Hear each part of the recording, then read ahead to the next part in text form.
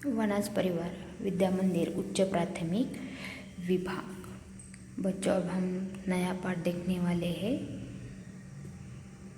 विषय हिंदी 8वीं अ ब घटक पूर्ण विश्राम।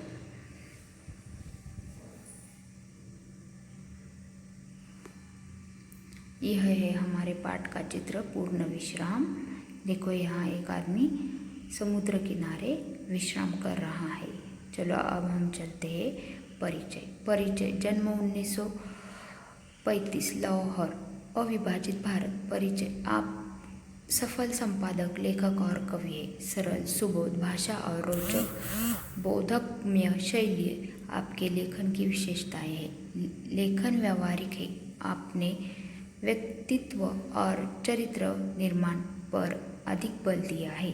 प्रमुख कृतियाँ: स्वतंत्र पूर्व चरित्र निर्माण, मानसिक शक्ति के चमत्कार, सफल जीवन, वीर सावरकर, वीर शिवाजी, सरदार पटेल, महात्मा गांधी जीवन चरित्र आदि। चलो बच्चों, अब हम चलते हैं गद्य संबंधी और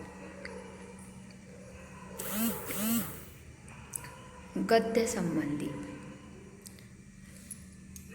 प्रस्तुत हास्य व्यंग्य कहानी के माध्यम से कहानीकार ने यह समझाने का प्रयास किया है कि जीवन की आपाधापी में विश्राम के पल मुश्किल से ही मिलते हैं।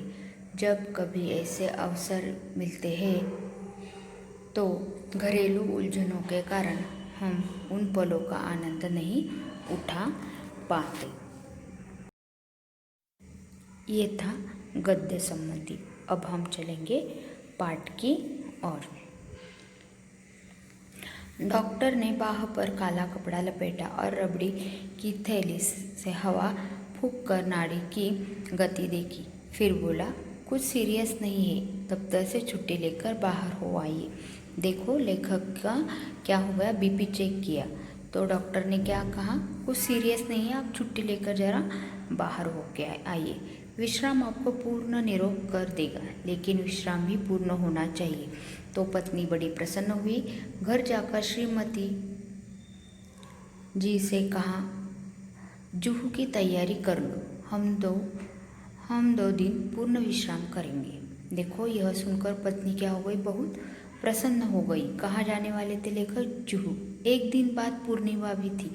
चांदनी रात का मजा जुहू पर ही है। एक दिन पहले आधी रात से ही उन्होंने तैयारी शुरू कर दी। देखो, एक दिन आधी रात को ही उन्होंने क्या की, तैयारी शुरू कर दी जुहू जाने के लिए। 2 बजे का अलार्म बेल लगा। स्वयं वह 2 से पहले ही उठ बैठी और कुछ नोट करने लगी। देखो, अलार्म कितने बजे का लगा था, 2 बजे। पर लेखक की पत्नी है, वो 2 बजे के पहले ही उठकर सामान की यादी करने लगी। देखो बच्चों, हमें भी कहाँ जाना है तो हम क्या करते हैं, क्या क्या हमें लेकर जाने उसकी यादी क्या करते हैं, लिख कर लेते हैं। चलो आगे। श्रीमती जी ने इन सब कामों की सूची बनाकर मेरे हाथ में दी। गैरेज में पहुंचकर श्रीमती जी ने मोटार में हवा भरने की पिचकारी, ट्यूब, बॉल, रबड़, सॉल्यूशन, 1 गैलन इंजन ऑयल आदि चीज़ें और भी लिखी थी। दिन भर दौड़ धूप करके पाय धुनी से मिस्त्री लाए। सुबह से शाम हो गई, मगर शाम तक 4 में से 2 ही खिड़कियाँ की चटखनियाँ भी नहीं कस गई।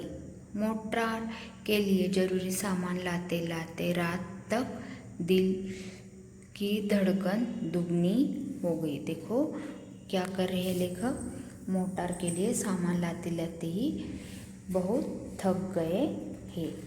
रात को सोने लगे तो श्रीमती जी ने आश्वासन देते हुए कहा, कल जुहू पर दिन भर विश्राम लेंगे तो थकावट दूर हो जाएगी। श्रीमती जी ने अपने कर कमलों से घड़ी की घंटी घुमाकर अलार्म लगा दिया और खुद बाहर जाकर मोटार का पूरा मुआयना करके यह तसल्ली कर ली कि सूची में लिखा सब सामान आ गया या नहीं। सुबह 5 बजते ही अलार्म ने शोर मचाया।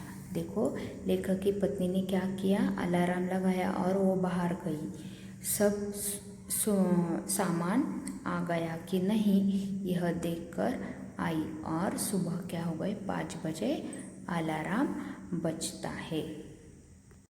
चलो अब हम देखेंगे आगे का भाग। रोशनी होते न होते जूहू की तैयारी चरम सीमा पर पहुंच गई। स्टोव को भी आज ही धोखा देना था। वह हर मिनट बुझने लगा। आधा घंटा उसमें तेल भरने और धोखनी करने में चला गया। आखिर चाय का प्रोग्राम स्थगित कर दिया गया और हम दत्तचित्त हो तैयारी में जुट गए। वाटरलू जाने से पहले नेपोलियन ने भी ऐसी तैयारी न की होगी। ऐसी महत योजनाओं के संपन्न करने में हम पति पत्नी परस्पर सहयोग भावना से काम करने पर विश्वास रखते हैं। देखो, जो स्टोव है वो भी क्या हो गया, बंद पड़ गया। तो चाय भी लेखक को पीने नहीं मिली।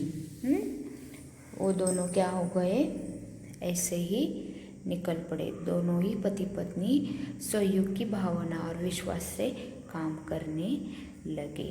देखो बच्चों, ये है शब्दार्थ और मुहावरे, आपके कॉपी में लिखना है। बच्चों, आया पाठ समझ में? चलो आज इतना ही। धन्यवाद।